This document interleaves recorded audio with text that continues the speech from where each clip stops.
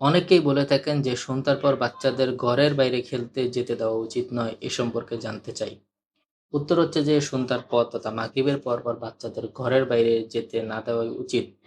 কেননা এই সময় জিনটা চলাচল করে। এতে করে বাচ্চার জিনের আসর হওয়ার আশঙ্কা আছে, কিংবা জিনের মাধ্যমে রোগ জীবাণু বাচ্চার শরীরে আসতে পারে। এতে করে বাচ্চা অসুস্থ হয়ে যাওয়ার আশঙ্কা রয়েছে।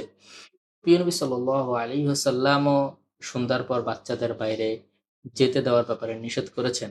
সহিহ বুখারীতে আছে যে জাবের ইবনে আব্দুল্লাহ রাদিয়াল্লাহু আনহু থেকে বর্ণিত, তিনি বলেন, প্রিয় নবী সাল্লাল্লাহু আলাইহি সাল্লাম বলেন, যখন রাতের আযান নেমে আসবে, কিংবা তিনি বলেছেন যখন সন্ধ্যা হয়ে যাবে, তোমরা বাচ্চাদের ঘরে আটকিয়ে রাখবে, কেননা এ সময় শয়তানেরা ছড়িয়ে পড়ে। তবে সন্ধ্যার রাতের কিছু অংশ অতিবাহিত হওয়ার পর তাদেরকে বাইরে যেতে দিতে পারো, এবং তোমরা ঘরের দরজা বন্ধ করে রাখবে এবং আল্লাহ রব্বুল আলামিনের নাম স্মরণ করবে, অর্থাৎ বিসমিল্লাহ বলে ঘরের দরজা বন্ধ করবে, কেননা বন্ধ দরজা শয়তান খুলতে পারে না।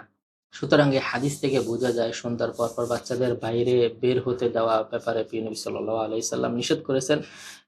উচিত এই সময় বাচ্চাদের বাইরে যেতে না দেওয়া। তবে কিছু সময় অতিবাহিত হয়ে যাওয়ার পর বাচ্চাদেরকে বাইরে যেতে দেওয়া যাবে, এতে কোনো সমস্যা নাই।